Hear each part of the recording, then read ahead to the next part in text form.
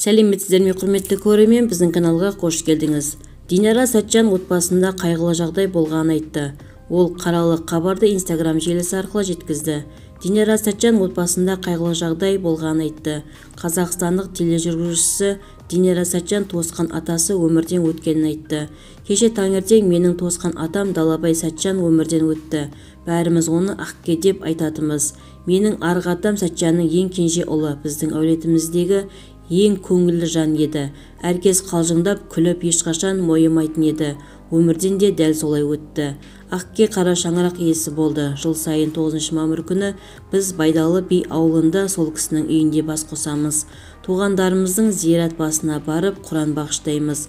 Ескі суреттерді қарап, балалық пен жастық шағымызды еске аламыз. Бірге өткізген уақыт барлығымызды біріктіріп қуантады. Жақынның өмірден өткенде өмірдің өткенше екенін түсінесің. Бірақ бәрібір бұл қатаң заңды қабылдағың келмейді. Әсіресе атам үшін қатты уайымда отырмын.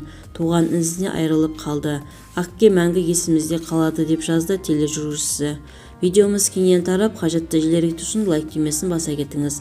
Комментарияға ой-пікірлерін жаза кетіңіз. Бізді бақылауды жалғастырыңыз.